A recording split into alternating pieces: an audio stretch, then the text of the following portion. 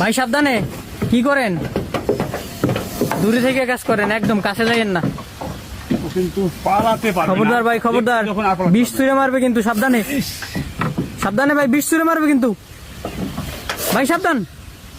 লেজ তো ভিতরে রয়েছে, দেখেন দেখেন, তো হাত দেওয়ার কোনো সুযোগ নেই, হাত দিলে তো হাত ঢুকবে না। না না না, সাপের সামনে হাত দেওয়া যাবে না, একদম না, খবরদার, হাত দেওয়া যাবে না, একদম একদম হাত দেওয়া যাবে না।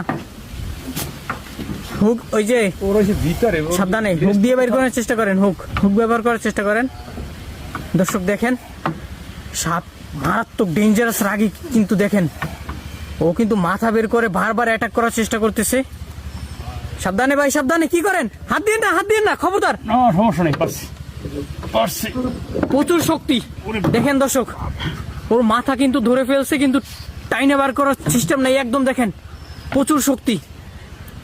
রফিক ভাই কিন্তু নিজের ঘাড় জোর দিয়ে টানতেছে, দেখেন দর্শক, একদম ঘাড় জোর দিয়ে টানতেছে, তারপর আসতেছে না। সাবধানে ভাই, দেখেন, হাত যেন না ফসকে, হাত যেন না ফসকে ভাই, সাবধানে, বিষ ছুঁড়ে মারবে কিন্তু। কবুতরের বাচ্চা খেয়েছে, কবুতরের বাচ্চার পশম কিন্তু ওর মুখে লাগানো এখনো। এই যে দেখেন, যে কবুতরের বাচ্চাটা খেয়েছে, এই যে পশমটা এখনো লাগানো, দেখেন ভাই, সাবধানে সাবধানে, হাত যেন না ফসকে, একদম সতর্কভাবে। ওরে বাবা, দেখেন ভাই, দেখেন কত বড়। সাবধান ভাই, সাবধান। দর্শক অবশেষে কিন্তু উদ্ধার করতে পারছি, দেখেন, বিগ সাইজের একটা মারাত্মক। ভাই এটা কি সাপ?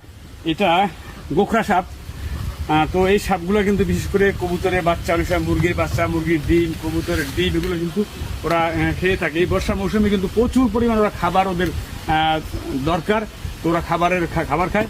তো অনেক সময় এরকম কবুতরের বাচ্চা বা কবুতর যদি ছটফট করে বা ওড়াউড়ি করে, আপনারা কখনো টর্চ লাইট দিয়ে বা ক্লিয়ার না দেখে কখনো ভিতরে হাত দিবেন না।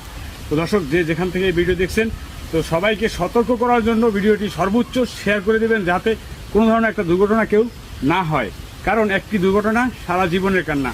এবং এই ধরনের সাপে যদি কখনো কাউকে কামড় দেয়, তো কখনো ওঝা কবিরাজের কাছে না গিয়ে 90 মিনিটের ভিতরে সরকারি হসপিটালে গিয়ে আপনি নিরাপদে বেঁচে যাবেন। আর যদি আপনার 90 মিনিট পার হয়ে যায়, সেক্ষেত্রে কিন্তু আপনার জন্য ঝুঁকিপূর্ণ হতে পারে। তো দর্শক সকলকে অসংখ্য ধন্যবাদ। আপনারা দেখলেন কীভাবে সাপটিকে উদ্ধার করলাম।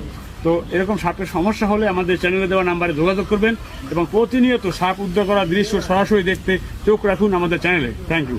আবার দেখা হবে অন্য কোনো রেস্কিউতে। আল্লাহ হাফিজ।